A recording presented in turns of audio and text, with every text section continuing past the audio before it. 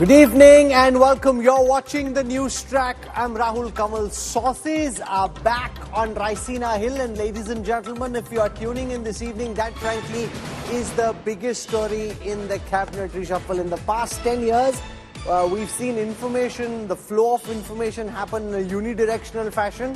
Suddenly, and as we saw, when the cabinet portfolios were made public, each minister or his party revealing information about what portfolio the Mantriji had got much before this information was made public by the union government itself. So a very different style of operation, maybe the new way of functioning for Modi 3.0, or maybe just a temporary blip before the dust settles and things return to normal. But that really is the big change.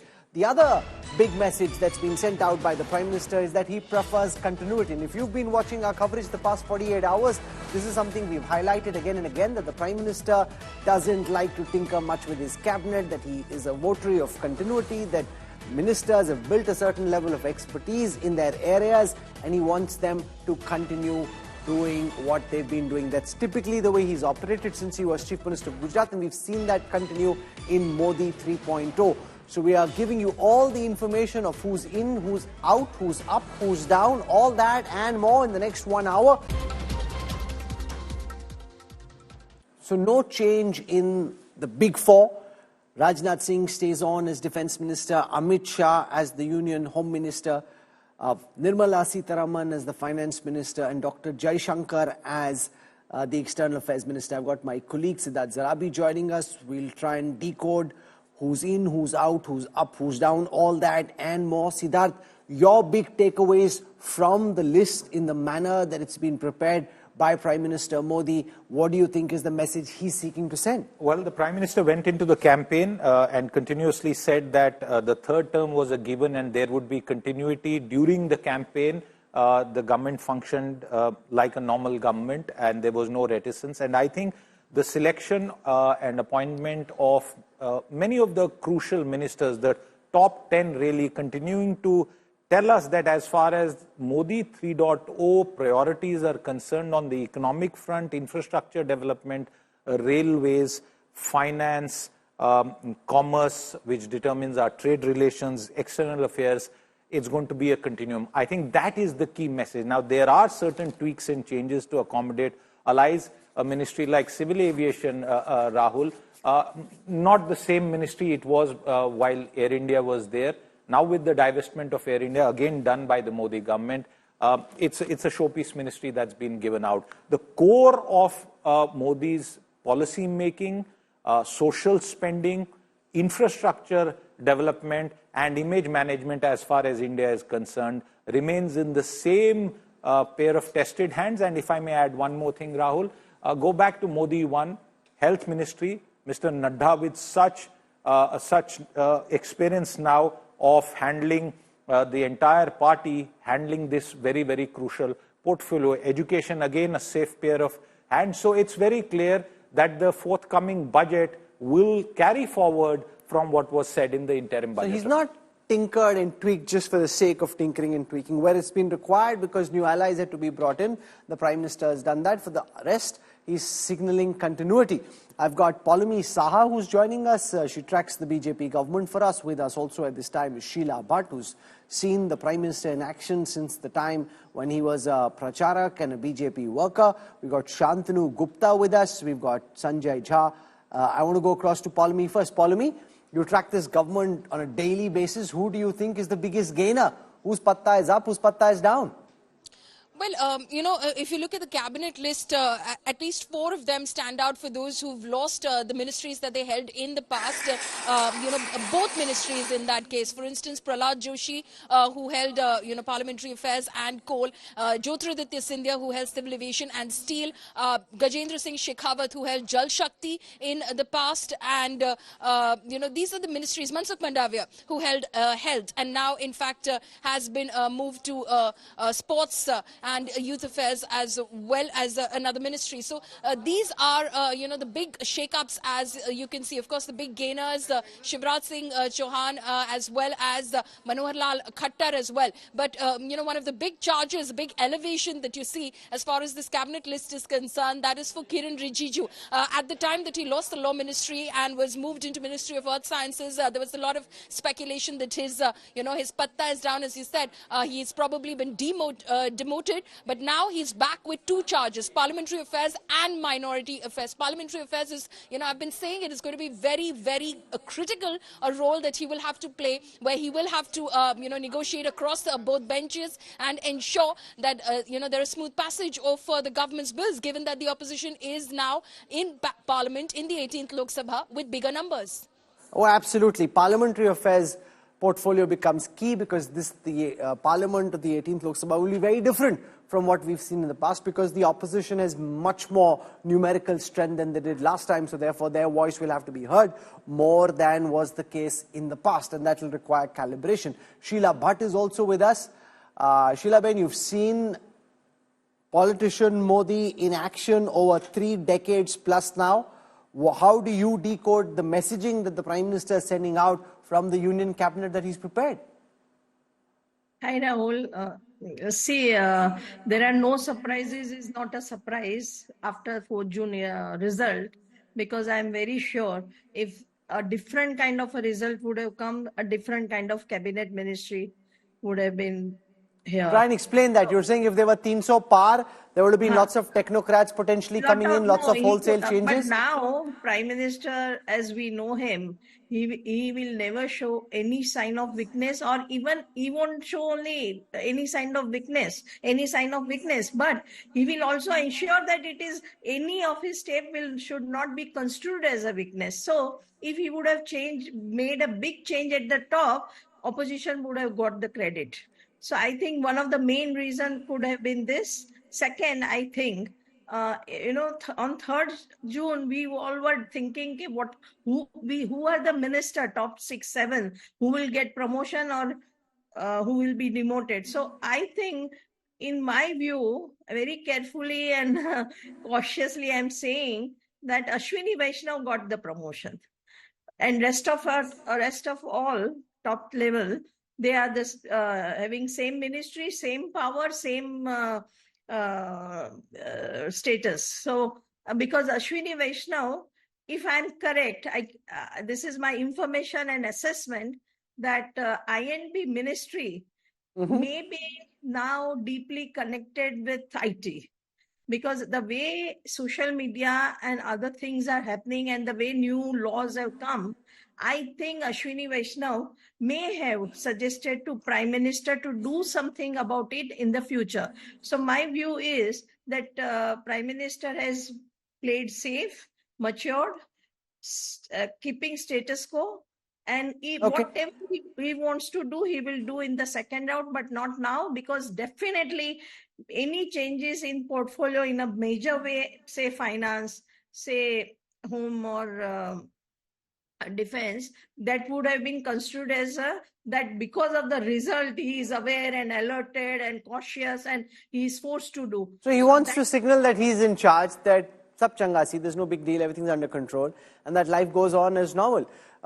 3 opposition leaders have tweeted, and I want to take you through what they're saying. I'll start with Omar Abdullah of the National Conference. He says, for all the talk about the NDA partners pressing for their fair share in the Modi 3.0 ministry, they obviously don't have much sway in the corridors of power. The portfolios given to the allies are the leftovers because the BJP hasn't anything meaningful left for them. You can bet your bottom dollar the post of the Speaker of the Lok Sabha will stay with the BJP itself. Aditya Thackeray of the Uddhav Balasaheb Thackeray says, I'm reiterating for the TDP that have aligned and the JDU that have aligned with the NDA, keep the Speaker's post with you. He's kind of trying to scare them. Keep the Speaker's post with you, not even with anyone you know in the BJP. Only then neutrality will be ensured and your parties will not be broken by the BJP. That's from Aditya Thackeray, who may be speaking from self-experience. And then there is Sanjay Singh from the Aam Aadmi Party, more aggressive in his tone and tonality. Na grah, na raksha, na vitt, na videsh, na vanijya. So no home ministry, no defense ministry, no finance ministry, no foreign affairs ministry, no commerce ministry, no sadak ministry, no rail ministry, no education ministry, no health ministry, no agriculture, no jal shakti. The point that he's making is NDA ke ghatak dalon ke hisse mein aaya sirf junjuna mantralay. All you've got are leftovers. He says that this is very embarrassing and is an insult. So Sanjay Jha, you know, the Prime Minister is sending his own message. I don't see why opposition leaders are getting so hassled. They should really evaluate the government for what it does and then comment on actual action rather than they're giving ball-to-ball commentary on the Prime Minister's decisions, which frankly are his prerogative to make. Rahul, good evening. There are 2 points I wish to make. Number one, if you look at the hard data, and this is no hyperbole or rhetoric, this mandate is actually been against Mr. Modi personally, because he campaigned on a Modi ki guarantee, and instead of 400, he ended up with 160 seats less. I have the data in front of me, which says that 9 out of 12 Lok Sabha seats in the Varanasi region were lost by the BJP. Mr. Modi, by the way, escaped by the skin of his teeth. His opponent, Mr. Ajay Rai, needed 70,000 plus 1 vote to defeat him. So calling this government 3.0, I would love to know what is the reaction of Mr. Naidu or Mr. Nitish Kumar. I can tell you, I live so we'll in Mumbai, do that in a moment. You know, I've just received information that Prime Minister Modi has called up former Prime Minister Manmohan Singh. He's called up former Prime Minister Deve Gowda and former President Pratibha Patil and sought their blessings as he begins his 3rd term. So there again, Shantanu Gupta, we're seeing a more conciliatory Prime Minister. He went to meet Lal Krishna Advani, went to meet Murli Manohar Joshi, now calling up Manmohan Singh, calling up Pratibha Patil. He's at least ticking the right boxes, sending the right message that I'm seeking everyone's blessings before I get down to the business of governance. I think, Rahul, we all suffer from short-term memory losses. When Prime Minister touched the Constitution, people say he's doing for the first time. Then we realized after a while that people put videos from 2014 and 19 also. Every time he goes to Advani ji and all the senior leaders, I think that's normal. And in BJP, the kind of sanskar they come from, they do it very often. I think Sanjay Jha ji is not coming out of the pleasure of analyzing 2024 election. So he's rather than analyzing the ministry, he's still going back to the result. I think this is the government in continuity. He wants to hit the road running. And I disagree with Sheilaji. I think even if the mandate would be 30 seat, 40 seat more, I think there will be a lot of retention. CCS would not have been changed. Yeah, there might be induction of some more bureaucrats. I think I was only watching out for who will be the national president, because if I call it a debacle for BJP, now they need a good national president. So maybe some people are also talking about maybe can be the return of Amit Shah. And many of the names that we were guessing, anyway in BJP, guessing doesn't work much these days. Okay. All the names that we're guessing, they're all in the ministries. So I think that's the biggest name. Paulami Saha has information of a public comment by Mohan Bhagwat. Mohanji Bhagwat is the Sarsang Chalak of the Rashtriya Swayam Sevak Sangh. Every word he says, people in government and on the outside latch on to and listen very carefully. Paulami, take our viewers through in the flashes that you've sent. I see some interesting comments about the tradition of evolving a consensus. That's why there are 2 sides, listening to both sides, building a consensus, very important. What all has Mohan Bhagwatji said? Well, a couple of lines from Mohan Bhagwat, who's speaking in Nagpur at the moment. He says, during election, competition is inevitable. I'm just translating. He's obviously speaking in Hindi at the moment, but it should be based on truth. Our tradition is of evolving consensus, and that is why Parliament has 2 sides, so that both the sides of any issue are considered. We've made strides in many fields. He speaks about Manipur 1 वर्ष से शांति की राह देख रहा है. प्राथमिकता से उसका विचार करना होगा. He says people have given their mandate. Everything will happen according to that. Why? How? Sangh does not get into it. चुनाव के आवेश से मुक्त होकर देश सामने उपस्थित समस्याओं पर विचार करना होगा. चुनाव प्रचार में जिस प्रकार एक दूसरे को लड़ाना, तकनीक का दुरुपयोग, असत्य प्रसारित करना ठीक नहीं. विरोधी की जगह प्रतिपक्ष कहा जाए. These are some of the lines from what Mohan Bhagwat has said while speaking in Nagpur. चुनाव सहमति बनाने की प्रक्रिया है. सचित संसद में किसी भी प्रश्न के दोनों पहलू सामने आए, इसीलिए ऐसी व्यवस्था है. It's very interesting. This is the first time we're hearing from Mohan Bhagwatji, the RSS Sarchalak. He says, इस बार भी हमने अपना लोकमत जागरण का कार्य किया. We worked to reach out to people, try and make them aware of the elections. विस्तारक सेवक मर्यादा का पालन करते हुए चलता रहा. So we kept trying to expand our work. अपने कर्तव्यों को कुशलता पूर्वक निभाया. He's also talking very interestingly about the need to try and find a solution to what happened in Manipur. You know, that is interesting. He doesn't like the fact that elections were held in this acrimonious fashion, but the fact, Sheila Bhatt, that he's reaching out, making a public comment on Manipur and also talking about the theory of consensus in the way that parliament functions. The first time we're hearing from Bhagwatji since the results came out. Yes, very, very interesting. It's a headline news, and it's happening at a time when the cabinet has been just declared. So it is kind of a setting national agenda, not the only government agenda, because by mentioning Manipur, he is expanding his advices. So I think it's very interesting, very important that he has mentioned Manipur.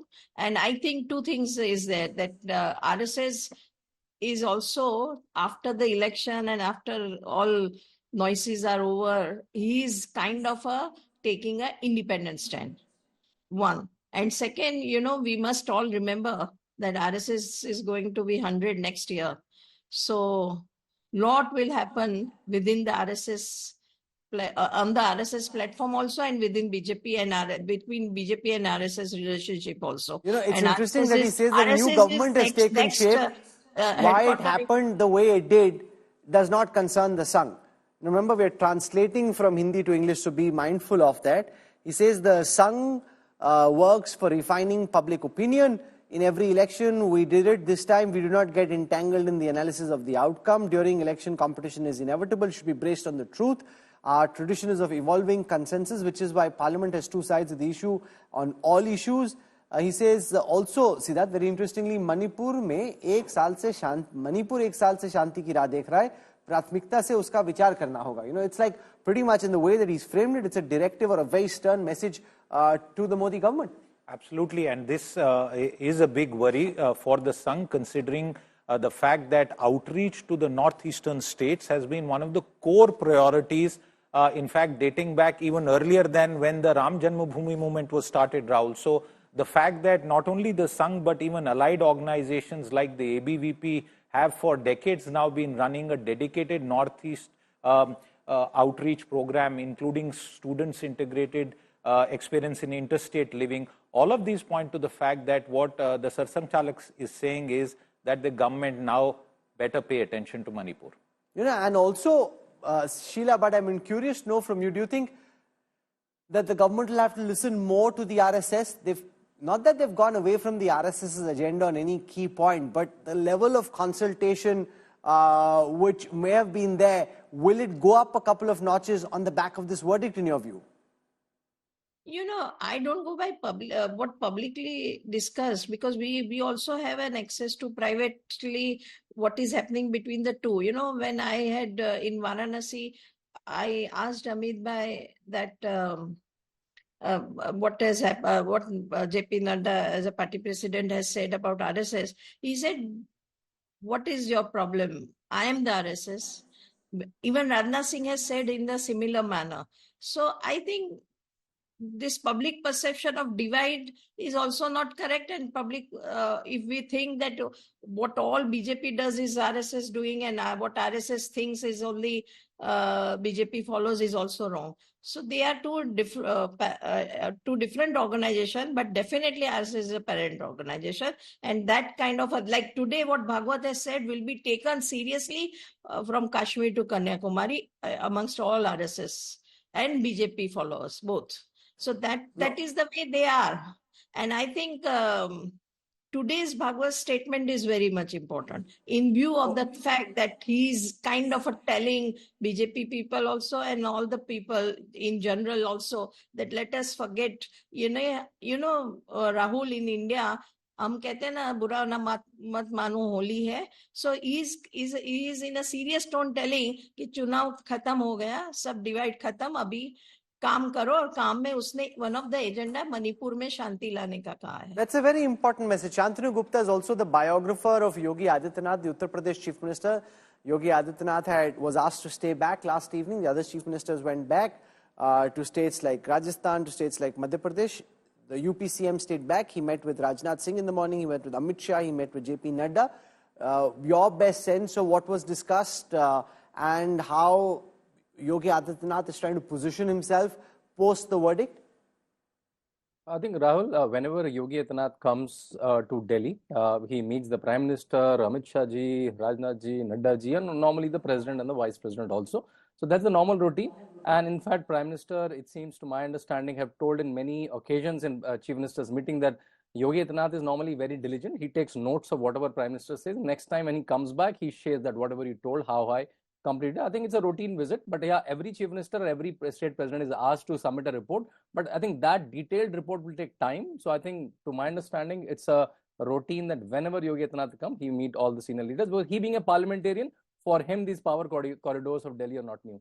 You know, and we're hearing some voices from within the BJP and the government ecosystem, Sanjay Jha, questioning that the BJP has been able to make the government allocate portfolios, and Rahul Gandhi hasn't made up his mind on whether he'll be leader of the opposition. How do you look at the resolutions which were passed asking Rahul Gandhi to be leader of the opposition? And Kharge ji in fact said at the end, you know, hum chitti bhej denge aapke naam ki speaker ko. That was said in jest, but indicating how strong the mood in the Congress was around Rahul Gandhi becoming the new leader of the opposition. What's your sense? Will he bite? Well, Rahul Gandhi has categorically stated that he will take a call on that. Hopefully, he will do it very soon. But, you know, Rahul, since you mentioned Manipur, I think it's very important to just kind of bring a fact in front of your viewers. You know, all this talk about Northeast reach is all nothing but humbug. Manipur has burnt over a year, 1 year, okay? And let me tell the gentleman from Business Today who talked about the BJP's Northeast strategy, the Prime Minister has not visited it even once. And the people of Manipur have given both the Lok Sabha seats to the Congress party, which tells you that you can't take the people of India for granted. And I think the Prime Minister needs to explain that. I mean, you know, you don't need the RSS to do your batting. You know, there are thousands homeless, hundreds dead. The state is still, you know, a kind of a tinderbox, and India's Prime Minister is missing in action. So, you know, he can gloat over this 3.0, etc. But let's not get carried away here. This is a coalition government. This is no longer that brutal majority government that Mr. Modi had. And I will keep repeating this, Rahul, not just because I have facts to back my statement, that Mr. Modi's 10 years are a lost and dark decade for India. Okay, that's your view and you're entitled to it. Remember also that he's just repeated history by coming back to power a third time. The only other Prime Minister who did it was Jawaharlal Nehru. That's quite unique, even in a global context, not just from India's prism, but everybody has the right to express their view. And even the Sarsang Chalak is saying that in democracy there must be two sides and effort must be to build consensus, which is frankly what India today has been saying the last several years, which is why we have a democratic newsroom where every voice is heard. And I think that's what Sarsang Chalak, Bhagwat Saab, is saying as well. See that there's a big union budget in a few days from now. We know that the finance ministry officials have been working on it.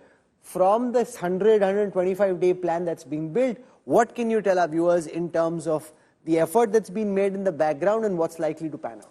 You know, one of the first decisions that's been announced is 30 million affordable houses. So it's clearly going to be a continuing expansion of existing schemes. There might be a smattering of new ones. Social media has, of course, exploded with the comments whether Finance Minister Nirmala Sitharaman will now try and push a middle-class kind of tax break budget. We'll she'll have to focus on farmers and the poor as well in a much more bigger fashion than one thing is very clear. The macro backdrop, government revenues and the overall sort of fiscal position of the union government has not been better than this one. And therefore, if there is a need that the Prime Minister feels that he needs to provide a boost to the consumption economy, including somehow respond to the 55 odd seats lost in rural India, the budget will be an absolutely important occasion, Rahul. But along with the budget, just one quick point, you know, I remember when the convergence bill was pushed almost 24 years exactly in NDA 1, that didn't happen, but today we are seeing at least INB and IT converge under one minister who was also handling telecom, which has now been sort of carved out. So I think almost 25 years later, we can perhaps have a framework for social media regulation, which this country needs and which has bothered this government a lot in the past. So let's spend a moment on who's likely to be happiest tonight and who's likely to be most unhappy. Think of it as an appraisal or an increment letter given out in a company. So I'll start with Sheila Bhatt. Sheila, who's likely to be happiest? Who's saying, "Arey wah, meri lottery lagi in this appraisal"? Who will be like, "Yaar, maza nahi aaya"? Yeah, this is a speculation, but No, this is your interpretation and analysis. Naturally, nobody's telling us who's happy, who's happy. On record, they're all very happy. Yeah, we have thought about it. So I think Nitin Gadkari must have expected little better, bigger portfolio, one. Second, I think a lot of people were feeling in the market outside the ministry that top reshuffle will be there, which will be more bringing in a fresh air. So that is disappointing for many people who are top policy makers, analysts. Sheila, but stay with me for a moment. Chirag Paswan speaking at this moment. Let's listen to what he's saying. उत्पादन वो करते हैं, उसकी processing बढ़िया से हो, packaging बढ़िया से हो, उसकी मार्केटिंग बढ़िया से हो. मैं एक दो उदाहरण अपने राज्य के मैंने हमेशा दिए. बिहार में जिस क्षेत्र से मैं आता हूँ, हाजीपुर, केला वहाँ का इतना मशहूर है, पर वो केले की अगर प्रोसेसिंग हो, उसके चिप्स बनते हैं, अलग अलग चीज़ें बनती हैं, ऐसे में इन यूनिट्स का बहुत बड़ा योगदान है. मखाना आज देश में ही नहीं दुनिया में आज उसकी पहचान है, जाना जाता है. उसके प्रोसेसिंग यूनिट्स लगने की ज़रूरत है. ऐसे में मुझे लगता है ना सिर्फ ये देश में बड़े तादाद पर रोज़गार के अवसर देंगे, जितने ज़्यादा इस तरीके के यूनिट्स हम लोग ला सके, और आने वाला समय मैं मानता हूँ इस विभाग का है. आज भी अगर आप देखें तो दुनिया के बनस्पत ना के बराबर प्रोसेसिंग यूनिट्स हम लोग के पास हैं, और ये समय आज की तारीख में प्रोसेसिंग का ही है. आप विदेशों में जाइए, जिस तरीके से प्रोसेस आइटम्स आपको मिलती हैं, ऐसे में मुझे लगता है कि भारत में खास तौर पे इसका बहुत बड़ा स्कोप है. इस उम्मीद के साथ कि जो जिम्मेदारी प्रधानमंत्री जी ने मुझे दी है, उसको पूरी ईमानदारी से और पूरी मेहनत से उसको आगे लेकर जाएंगे, और यकीनन आने वाले दिनों में देश के विकास में इस विभाग का एक महत्वपूर्ण योगदान होगा. Are you satisfied with the ministry which you have got? And secondly, there have been attempts earlier also to revive the food processing industry in Hajipur and other belts. So what new will be added? Well, first of all, not only I'm satisfied, not only I'm happy, I think this is absolutely my Prime Minister's discretion, whom he wants to give what responsibility. Having said that, for me, it's a huge responsibility. And definitely, I'll be fulfilling it. Yes, I'll be needing some time before I can understand and I can study the whole department. And then only I can comment in detail over these things. NDA की जो अलाय partner है, बड़ी ministries की जो expectation थी वो नहीं है, वो बीजेपी ने अपने पास. Okay, so that's Chirag Paswan, the new Minister for Food Processing, talking about the potential. And remember, Bihar is an agriculture-led economy, and therefore he thinks that if he can set up these food processing industries, which is what Harsimrat Kaur Badal tried to do as well for Punjab when she was the food processing minister, it's something that he can look forward to. So you said that Gadkari ji might be a bit disappointed. He would have probably expected a promotion in your view. Who's likely to be happiest? Sheila Bhatt. Yeah, and also I think Ashwini Vaishnav, everybody must have been surprised that how he increasingly getting PM's attention, trust, and so much work. His hands are full. Then I think Ella, I am very sure eventually after the Maharashtra, Jharkhand and Haryana election, there will be many more induction in the cabinet, because if you see the allotment of ministries, I'm very, very sure that there will be some more revision, but after some time. And also, please, Rahul, let us remind all our viewers that political situation is very volatile, in the sense that now this opposition is not only united, but very alert and keeping everybody under the tight watch now. So that's a good thing. That can't be a bad thing. The an alert opposition puts the government on its toes, and that's a great Yes, thing for very democracy. good. Absolutely. So, but that is a change in this election has brought in. So, Oh, sure. They haven't been used to being tested. Now they'll be tested. There'll be lots of bouncers and yorkers coming their way, and they'll have to pad up and bat harder than they've had to. Now so this far. Full-blown season of movements and opposition and street protest and parliament investigations and stories and everything will start. This will Which be is very great, which is different fantastic 5 years. for democracy, which is fantastic for journalism, and I say more power to that. Siddharth, who's happiest tonight, you think? I know Kiran Rijiju is delighted. He almost got edged out last time, back now as Parliamentary Affairs Minister when that portfolio becomes very important. In your sense, who might be happiest? I come back to it. I don't know about his personal reaction, but one of the biggest tasks that the Prime Minister has put is on the shoulders of Ashwini Vaishnav. Sure. The railways has to continue to move ahead. Many plans that need very, very hands-on monitoring. And the INB and IT Ministry, I say this for 800 million plus users in India, social media users. Those social media users now having an impact on politics, as we saw in this most recent election.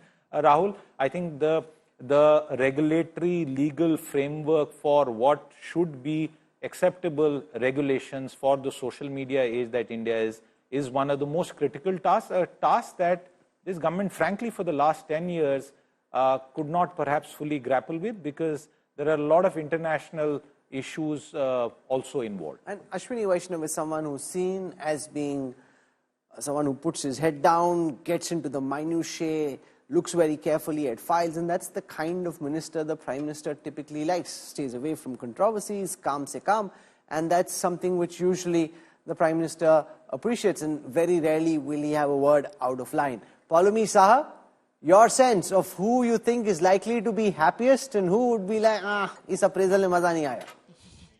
Well, as far as the biggest leg up is concerned, it appears that Mr. Ashwini Vaishnav has the biggest leg up. We'd seen how he was growing in stature, someone who was being given certain key responsibilities as well, someone who's been involved in the back channel conversations with allies in the run up to this government formation as well. He was entrusted with speaking with the JDU. He has been very key in various decisions that are being made, and you could see his prominence rise within the party, and it's clearly has been rewarded now by the Prime Minister with of course 3 portfolios that he's been given. I would think, of course, some sense of disappointment possibly for Mr. Nitin Gadkari, because he would have wanted a more challenging ministry. Road transport and highways, of course, he's become very popular as far as the road ministry is concerned. He's the road mantri, but the fact of the matter is he would have wanted a bigger challenge now with, of course, being back in the Union Council of Ministers. I would think that he would be disappointed that it's the same ministry. Well, given the fact that some were saying he may not become a minister at all, from there, coming back in the same portfolio isn't bad, because there's a lot of talk around that as well. So he'd also at one level be happy that he's rehabilitated in a very respectful fashion, and that again is great. Shantanu Gupta, your sense, your reading of who's likely to be happiest, who might be unhappiest? I think, Rahul, if I try to track that people who have grew very fast in last 10 years of Modi government, I think one name comes to ML Khattar, right? From Pracharak to Chief Minister and now Power and Urban. I think that's big. CR Patil again, from a Member of Parliament to the State President and now Jal Shakti, which is on top demand. And Kiran Rijiju, because being parliamentary, he has to work very closely with the top leadership. Ashwini Vaishnav for sure, because of INB. And I think Harsh Malhotra, because he's the only minister from Delhi and he's road transport, so get to work with Nitin Gadkari. So I think these are the names I'll pick. Okay. Sanjay Jha, from your lens, who do you think is likely to be happiest? Who do you think will be unhappiest? Well, in Mumbai where I live, I can tell you in the business circles, there was a lot of expectation that maybe Piyush Goyal will become the next finance minister. That was the buzz in Mumbai, at least amongst the people I know. But there are 2 categories of people who I think ought to be very disappointed across the board. Women representation in the cabinet is just 10%, Rahul. For all the hyperbole on women's reservation, etc., I think this cabinet has really not given women the representation they deserved. And the absence of a single Muslim face is equally, something that you can't really ignore. I mean, these are basic dynamics that tell you really the character of this government as of today. But I wish them luck for as long as they last. As long as they last. Okay, Sanjay Jha has got his mojo back.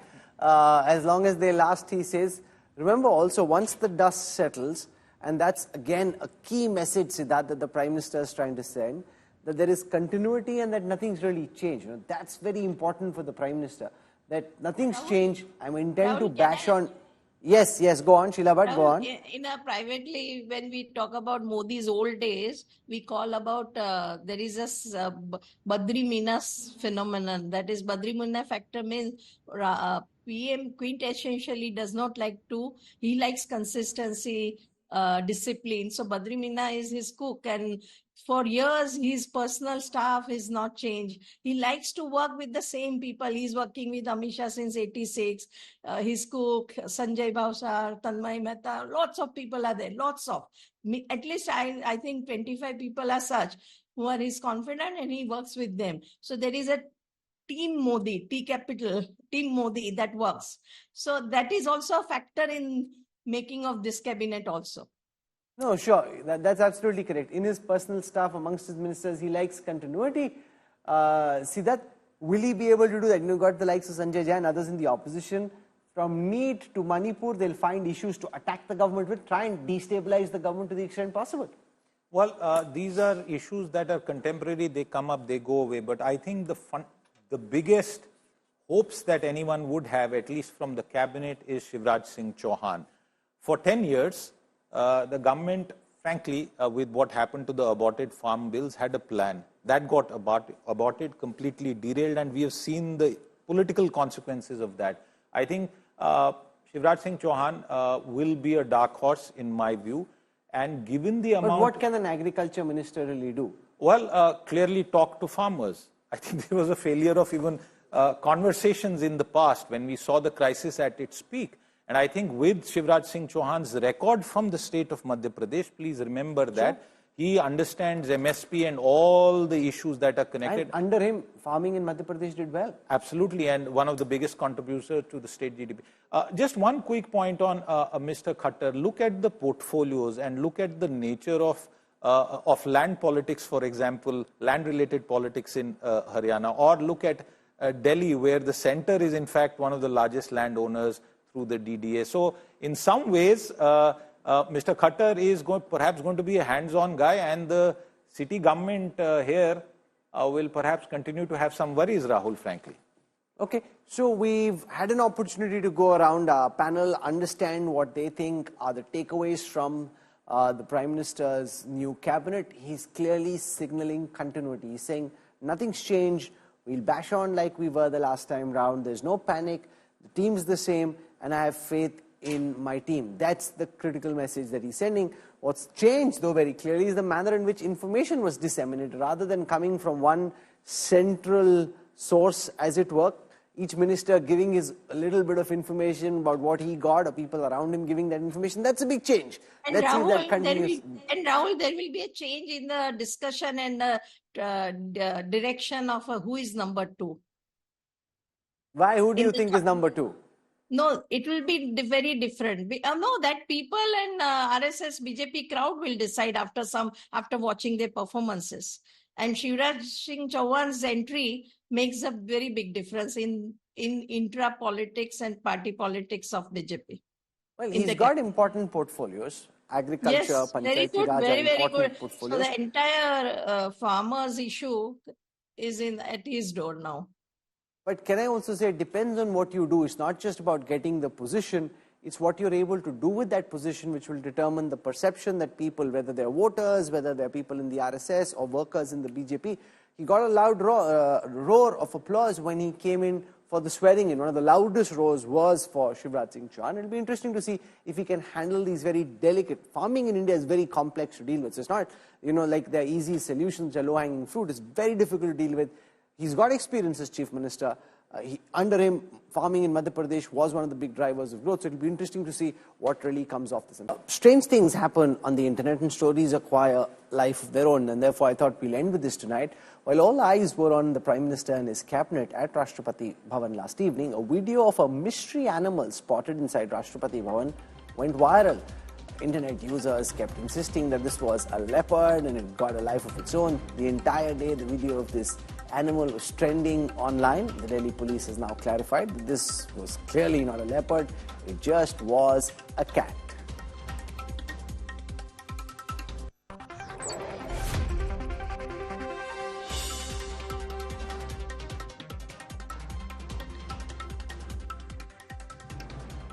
Not just that, lots of political cats on the forecourts of Rashtrapati Bhavan as well. This is where I wrap up the NewsTrack tonight. Our best wishes to the new ministers who've just been sworn in the Modi 3.0 cabinet. We'll track very closely, without fear or favor, what they do and evaluate their performance, speak truth to power.